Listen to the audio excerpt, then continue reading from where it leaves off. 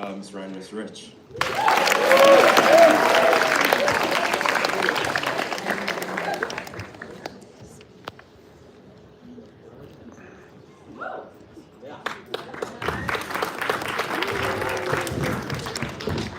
Morning, I'm Stephanie Ryan. And I'm Katie Rich, and it is our pleasure to introduce our advisor, Toby Harris.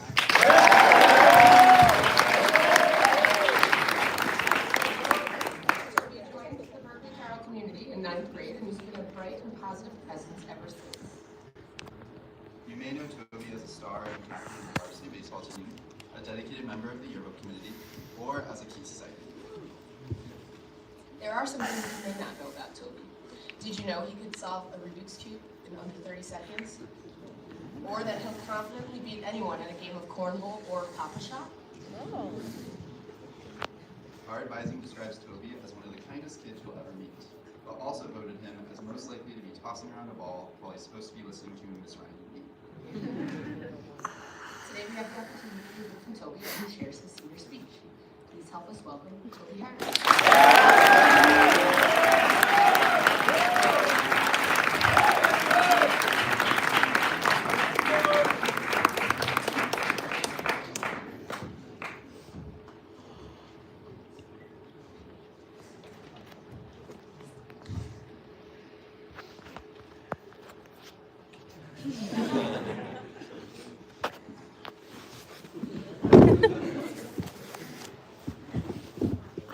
Allow me to begin with a quote by Ralph Waldo Emerson.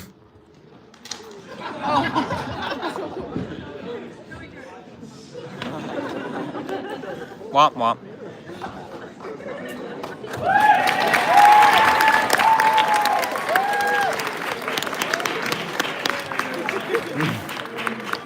Copycat.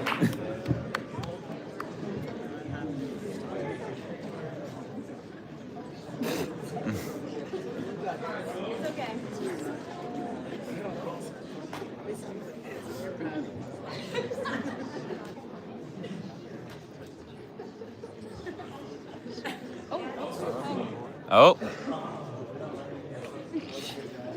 Hey.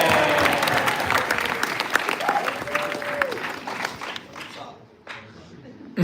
Allow me to begin with a quote by Ralph Waldo Emerson. Life is a journey, not a destination.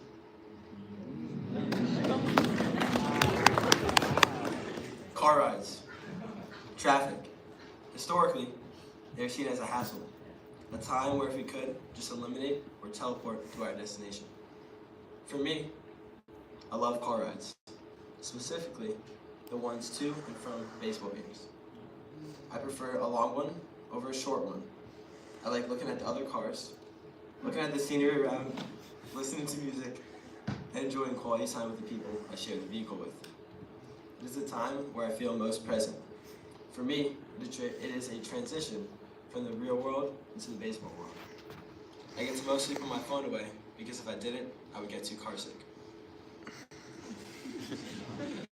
Some of my favorite things about car rides are the following. Naps. Previously playing Clash Royale. With the dogs. Berkeley Carroll baseball bus rides.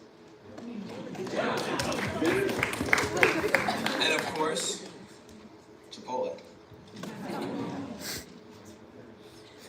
However, I haven't always felt this way about car rides. Growing up, I played every game in Prospect Park, which is less than a 10-minute walk from where I live. When I was 8, I started playing travel baseball, which I guess means you start traveling further to games. My first team was called the Huskies, who I played with until I was 14 years old. At first, everything stayed in Brooklyn. Then Queens felt like a trek for a game.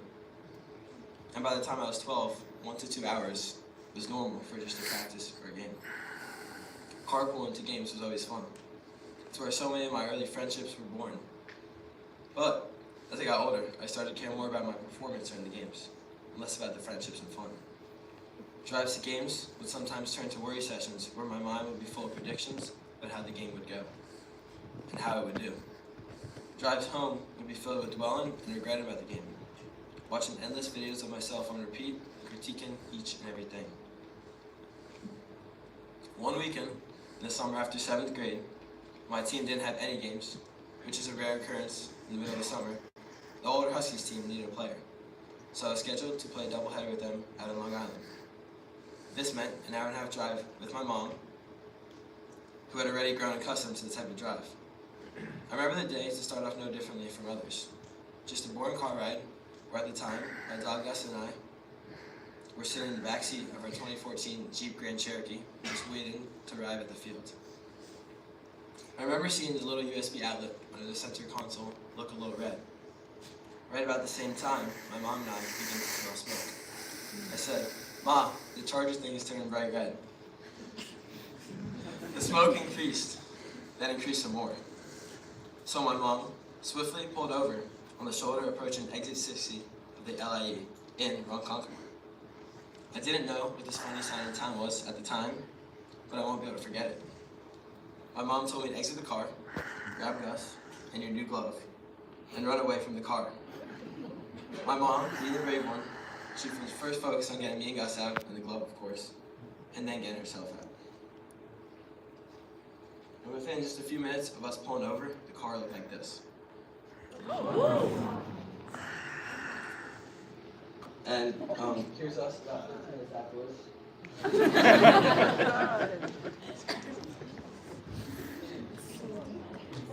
Looking back, I could have objectively considered this a near-death experience.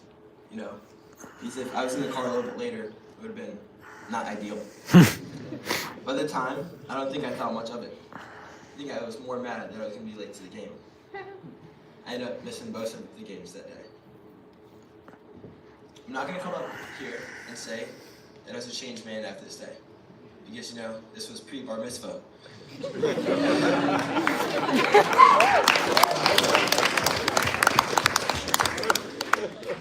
At the time, I didn't see this near-death experience as a sign to be more present or grateful. I think the only thing it did was make me a little bit scared of driving the next couple of weeks. But looking back, I can see that that 2014 Jeep Grand Cherokee was much more than just a car that could be replaced with this thing I just learned about called insurance. But as a capsule where so many memories and brotherhoods were created.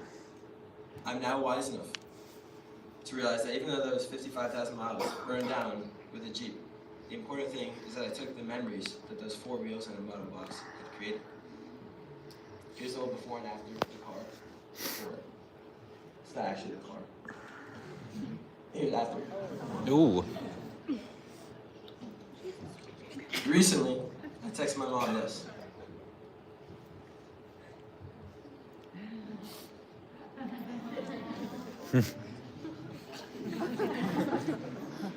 Shout out to the best mom ever.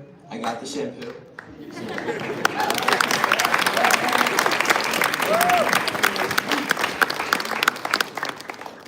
What I've learned is that if you think you're gonna have a car fire, don't worry about missing a game. Focus on getting your mom and dog out of the car, and of course, your new glove. Because without them, there's no point in the car ride after all. What matters is the people you love within the metal box move by 4 wheels. Thank you.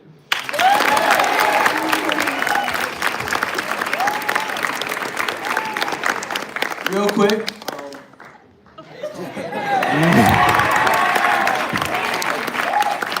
Appreciate the support, so thank you.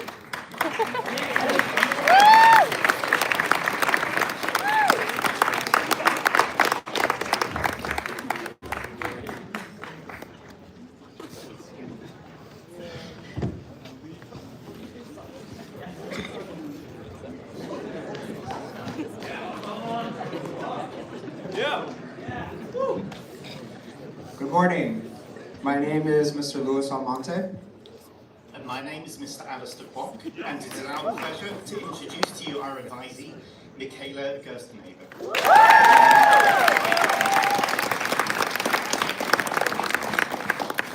Michaela is the youngest of 4 siblings, but the first to attend BC. She joined the community in 8th grade. You may know Michaela from her role as a key society member. As a leader of the Power of Women Affinity Group, or from the blotter where she is an editor. What you may not know about Michaela is that she shares her bed with 4 creatures most nights. She also loves decorating and personalizing her room, rearranging furniture, changing the walls, hanging things up, a complete redesign sometimes. Over the years, it's become a meaningful ritual that reflects the different phases of her life. Today, we have the opportunity to hear from Michaela as she shares her senior speech with us. Please help us welcome Michaela.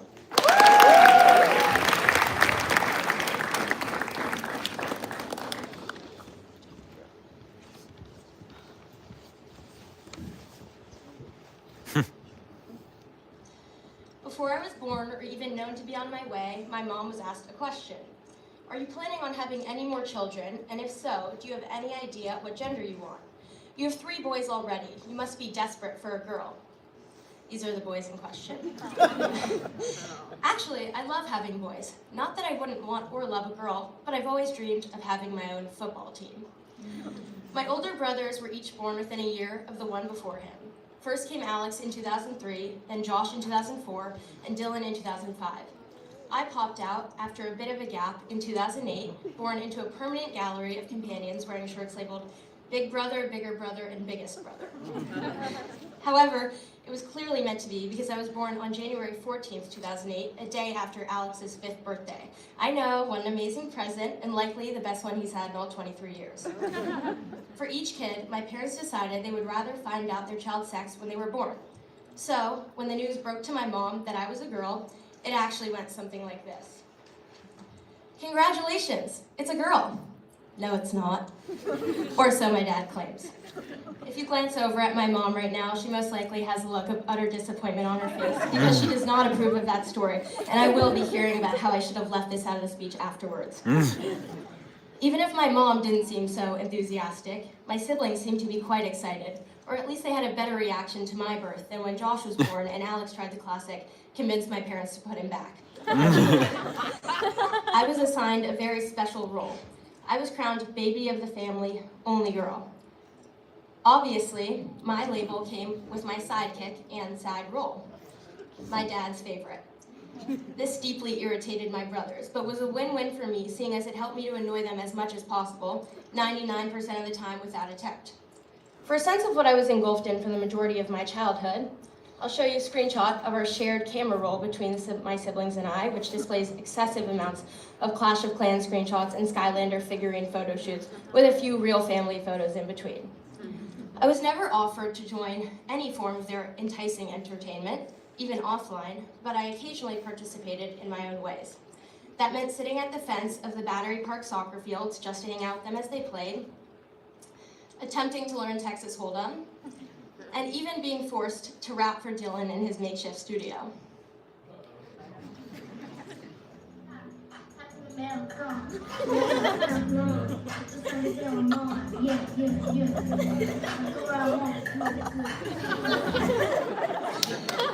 Yes, I was forced to rap Shug by DaBaby as my song. It was not my choice.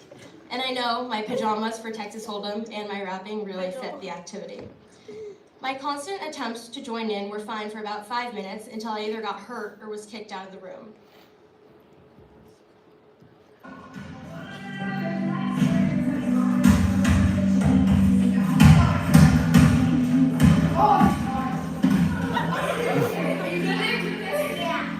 She's good, right?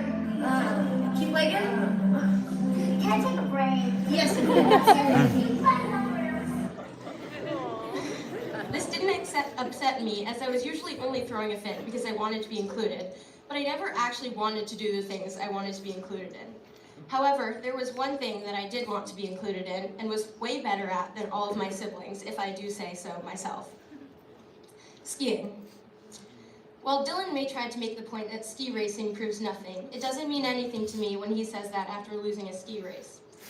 He used to say, after we'd raced down the ski course multiple times in a row, that whatever, he was better on the moguls and that was what mattered.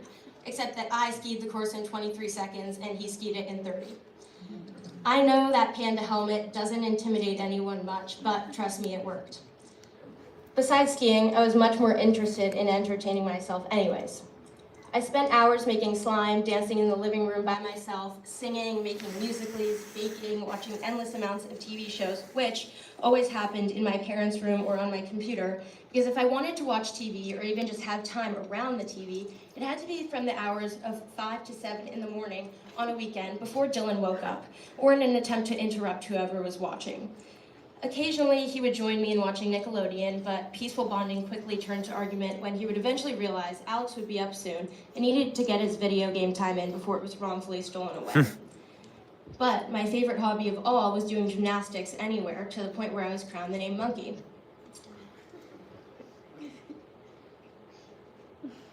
Which often interfered with the serious soccer games occurring in the neighboring part of the backyard. But don't worry, to make them feel better, after I had done all of my gymnastics, I blessed them with a fourth player to make equal teams of 2 for about 2 minutes. So I was a sibling and they were friends. While they had all of their interests, soccer, chess, video games, cars, etc. to bond over and base their relationship on, all I had was being their sibling. Even if I didn't make the cut for most sibling hangouts, I was a part of the Bullying My Dad Club, and that was real sibling bonding. I had an equal role to play, maybe even more so than my brothers, due to the fact that I could do absolutely no harm in his eyes, as I was the perfect little princess. My bullying could be taken as nothing by my dad, but the fact that he had raised a daughter with a great sense of humor. At around 11 or 12, I began to realize that although I didn't find anything I did embarrassing, there was definitely noticeable judgment coming from my family. I'd never cared before because we liked different things, but I began assessing my environment before acting in my usual strange ways after a good amount of secondhand embarrassment from my brothers. Even with my new efforts to stay off the grid, I somehow always had the attention on me, usually by being collectively bullied, which seemed like lots of fun for my siblings, but I want you to keep in mind that these were my bullies. With my newfound caution against embarrassing myself, I continued making my own fun. During COVID, I finally got some TV time and was obsessed with the show Gossip Girl. I was 12 years old, and to accompany my screening each night in the living room, I enjoyed a nice cup of English breakfast tea. Alex, at this point 17, began to linger on the couch next to me while not watching. But he just couldn't resist. The show was too interesting. And he understood why I was binging it. From then on, he no longer sat on his phone in my company, but watched the show with me every night and stayed up to date on the plot with a nice cup of English breakfast specially made for him. As I continued to do the things that interested me, and for the most part found my boundaries of where and when I could join my siblings' escapades, they began to come to me and became involved in my interests. My interest, or just the idea of being friends, not based on my interests. Each year we get older, I feel closer to my siblings, and I find myself no longer titled as annoying baby of the family. I've begun serving as a useful admin of advice for all of my siblings, and likewise them to me. I never imagined Dylan would come to me for advice non-related to girls, but miraculously we talk to each other like friends of the same age, same nature, and same fondness for each other now. Now, we're all truly friends by choice and siblings by blood, who bond not because we are siblings, but because we value and love each other as people and the roles we have grown into. I'm able to call them some of my best friends built in for the rest of my life, with a tiny bit of banter, because what is fun without it? And if you don't succeed at first, prove you belong in your own ways. I never heard my brothers call each other LeBron. Michaela! She's the goat! She's LeBron. She's LeBron!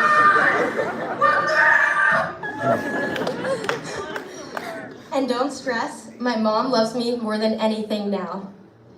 Thank you.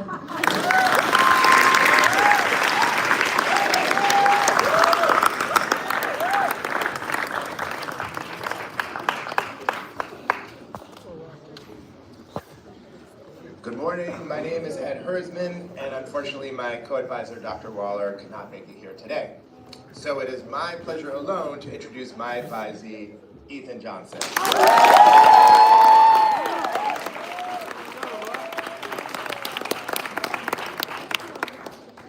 Ethan joined the BC community in 9th grade, and he's contributed in numerous ways. You may know Ethan for his nickname, E-John, his love of being on stage, His singing, specifically the rendition of Human Nature that we heard at POC Spoken Word Night last night, as a leader of young men of color, or as a member of the varsity basketball team that went to states. Yeah, it's very nice. But what you might not know about Ethan is that he has his own fashion line. Is that from it right there? Unbelievable. And that he's taking his talents to Temple University in the fall. Today we have the opportunity to hear from Ethan as he shares the senior speech. Please help me welcome Ethan.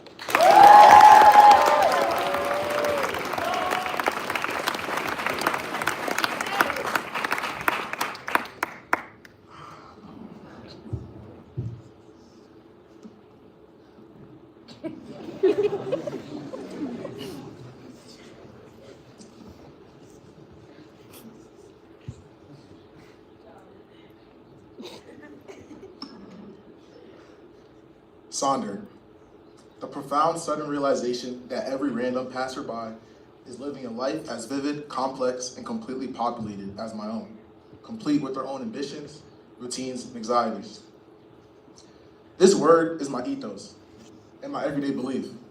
For those who have known me for these past few years, they have been filled with moments where all eyes are on me, especially during what became known to my friends in the essay with Mr. Sanchez as my glass-ass moment. It was the summer before the hardest year of my 4-year contract, known as high school. And like any 16-year-old, I had to make this summer a good one before a year of American Studies. Which I was told would be the death of me. You can read reverse. Therefore, there was no better day to do so than the day my parents were gone at a cookout. The house was calm and free with just me and my siblings, so I had to capitalize on that freedom. And the way that most bad decisions start, I decided I had to go somewhere my parents definitely wouldn't want me to be. And that would be the Pop Smoke Day in Canarsie. A day that celebrates a well-known Brooklyn rapper, Pop Smoke, who started his journey in Canarsie, sadly passed away. My parents never wanted me here because they claimed there was too much chaos.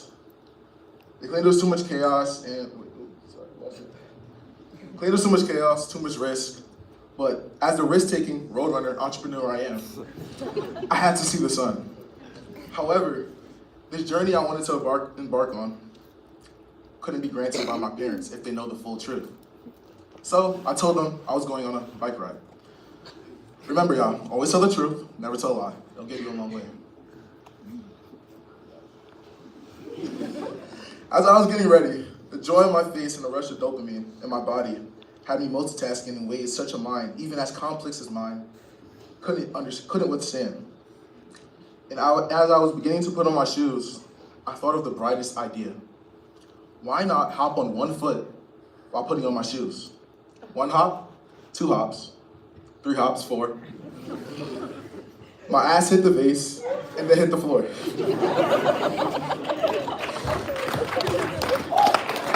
Okay. The pain was nothing but a joke at first. Just some broken glass, no harm, and honestly, the pain felt numb. But it must have been the adrenaline. That was until I placed my hand on my right cheek. It was something like this. And noticed a hole, not a scratch, not a nick. A huge hole was created through my undergarments and skin on my backside.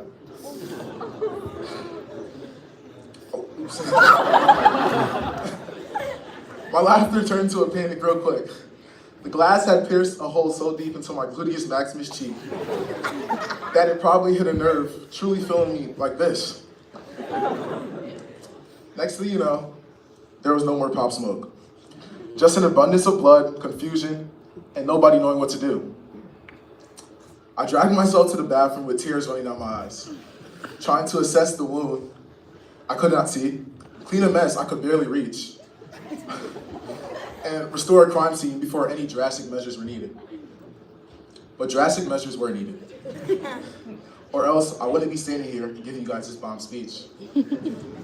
To be clear, these quote-unquote drastic measures just meant I had to get stitches for the first time. But getting a needle poked in your tushy a few times isn't the most polite feeling. Now I understand why Tom had to catch Jerry. However, we gotta do what we gotta do. So my siblings called our mom and told them about the problem at hand. And before my mom and dad could even grab a to-go plate or join the electric slide, they hopped in the car and hit the highway. In the meanwhile, me and my siblings were in an Uber on the way to the hospital. And as I laid face flat on my stomach, for obvious reasons, in the back of a stranger's car, all I was thinking about was whether using the bathroom would ever feel the same again. When we got to the hospital and asked to be seen, it's almost like the front desk was starting to make jokes already. As she said, "You can sit down. The nurse will see you in a few minutes." As I approached the end of my 4 hours waiting and watching all the other patients sit comfortably, I stood.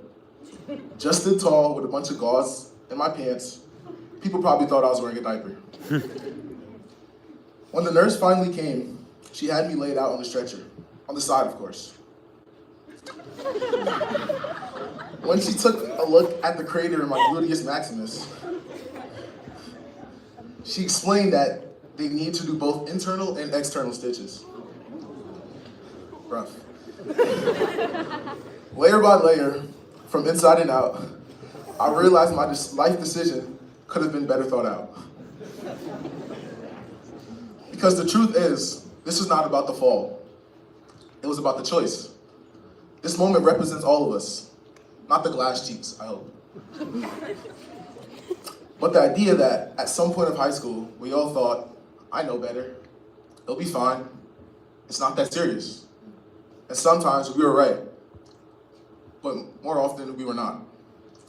And ended up with some kind of pain that leaves a mark. These events of our lives tend to be our moments of growth. And it's essential to know that it doesn't always have to come as a diploma, a big ceremony, or a grand moment. Sometimes it shows up on one foot in a profound, complex, and vivid scenarios. This is where Sandra kicks back in. Every person in the hospital had a story that brought them there. The nurse who closed my embarrassment has a whole life outside those walls. The Uber driver who allowed me to lay across his back seat, without question, he probably had a better customer to serve, although he got my 5 stars in 10. But also, a life of his own. The moral of the story is your story doesn't have to be clean to be good. Your life doesn't have to be graceful to be worth telling. Sometimes the most important lessons come stitched together, and honestly, we are all here living fully for the first time. Stumbling completely and still trying to figure it out. Therefore, as we wrap up this 4-year tutorial, I want to leave you all with something, a note. I wrote my future self on November 29, 2022. It's in Patois. Those who don't know what Patois is, it's Jamaican Caribbean dialect. Why I chose this in 9th grade, who knows? I'll just say I love my culture, and so try to understand.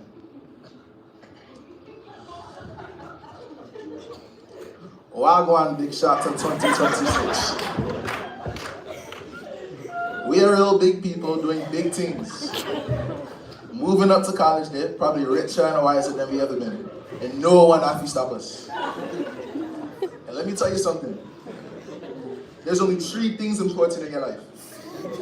That have to be you, your family, and don't forget about the paper. Live it up, big shots. Nothing but straight love, me have to splash upon all our souls. Later.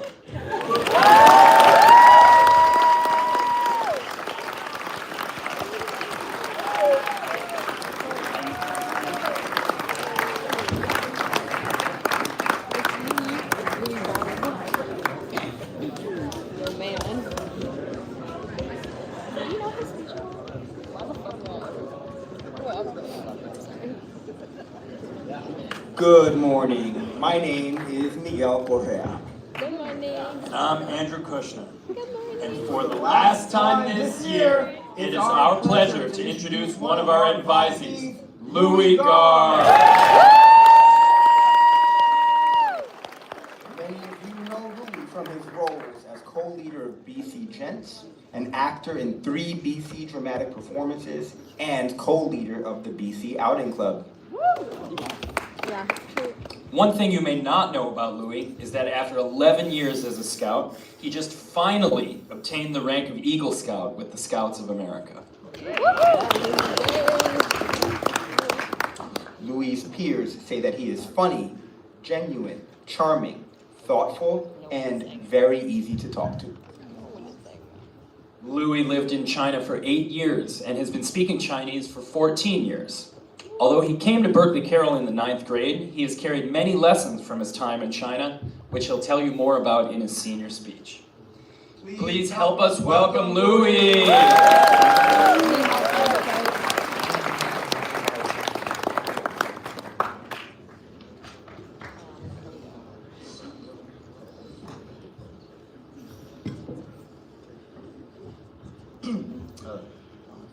Thank you, Mr. Kushner and Mr. Crayer, for that wonderful introduction. Over roughly the last 2 years, I've really gotten into philosophy, exploring the schools of thought and trying to imprint certain values or practices onto my life. To be honest, it didn't come from some deep desire to read Plato or Kant. I haven't actually read any philosophical literature. Instead, it was just kind of a way to find a solution as I was navigating through several challenging episodes in my life. Generally, though, I think this has been a net positive. Reading deeply into philosophy and taking many, many moments to introspect has definitely given me a new outlook on life. Through those discoveries, I've come across something I want to share with you, not so much a school of thought as a worldview. This is Yuan Fen.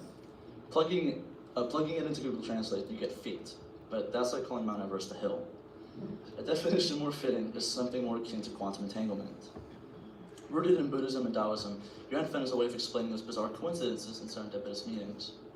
As a concept, this is pretty loose, but it's very similar to the red string theory, which suggests that some of us are cosmically connected in some way. Essentially, Yuan Fen defines the unseen cosmic force that influences who we will meet and who we will stay with. Breaking down the phrase, the first character, Yuan, represents the opportunities that bring people together. The second character, Fen, represents the binding force that keeps those relationships together. To bring it home a little bit, I want you all to close your eyes. And imagine a person you think of as your best friend, your BFF, your ride or die, your day one. You and that person have Yuan Fen, a deep connection that is everlasting, a relationship that started with a fading meaning and was encouraged to continue by the universe itself. Now, close your eyes again and think about a relationship which fell apart. A partner who you broke up with, a friend who drifted away, or a person who you just didn't really get the chance to know well enough. In this case, we would say, 那么有缘无分, basically meaning that while you were destined to meet, you were not meant to stay together. You guys can open your eyes now. If you have no Yuan Fen with another person, then you two were never meant to meet. Think a stranger on the subway or on the street. All of these iterations of Yuan Fen are equally valid, and whatever iteration you find yourself experiencing is meant to be. Now, I think it's a good time to tell you why any of this Buddhist Taoist stuff matters to us. If we believe that each relationship we've had in the past, have now in the present, or will have in the future is destined to happen, then we must treat all of our relationships like a gift. Fen is immensely important in all of this. Not all relationships are meant to last. Now, the Fen part of Yuan Fen does kind of sound like an excuse to not take an active role in your relationships, but I would argue it isn't about the effort you put in, but rather the predetermined longevity. When I go away to college, there will absolutely be relationships that I have now that will fizzle out. But at the same time, those relationships might be rekindled and become even stronger later in my life. To be brutally honest though, none of us truly know how long a relationship was meant to last until after it's all over. Thus, cherish those relationships and the impact they've had on you. Even the bad relationships, the friends who've ghosted you, the bad partners and ugly breakups, the people who've hurt you, because those too have shaped you. As people, we are constantly evolving. Good relationships make us grow, but so do the bad ones. I was on a backpacking trip around a month and a half ago, and I recall having a conversation with someone on that trip about one of my past relationships and how bizarre it was for me not to hold a grudge against a person who I believed to have wronged me. They asked me, "You're only 17, why are you so worried about being mature?" At the time, I didn't have an answer, so I brushed it off. But recently I read a quote, and the answer to that question suddenly hit me. The quote is from Makoto Yukimura, and it reads like this: "The goal of growing up is to be a kind person. Hatred is childish. Grudges are childish. Staying stuck in the past and refusing to acknowledge the present is childish." Without the relationship we spoke of, I would have never gone on that trip. I would probably not have the friends I have now, and I would definitely not have grown into the person I am today. Not every gift you receive is something we want. Sometimes you get an Xbox and sometimes you get a pair of socks. But down the line, those socks may have been more impactful than the Xbox could have ever been. Not all relationships are equal. In that same vein, however, no relationship is completely worthless. Every connection may be a gift from the universe, but what to do with it is up to you. Your infant only determines the start and the end, but not the in-between. Nothing is set in stone, and you have the ability to make the most out of every opportunity you are allotted. As every student in this room marches towards adulthood, I want to remind you, truly growing up is becoming kind. Thus, treat your relationships with kindness. Treat yourself with kindness, taking the knowledge that relationships are a two-way street to heart, and accept that few things in this life are permanent. The person you are today is not the same person you were this time a year ago. The relationships you have now may not be the same relationships you have next year. If things must change, let them change, and greet the gift of a new day with a smile. Thank you.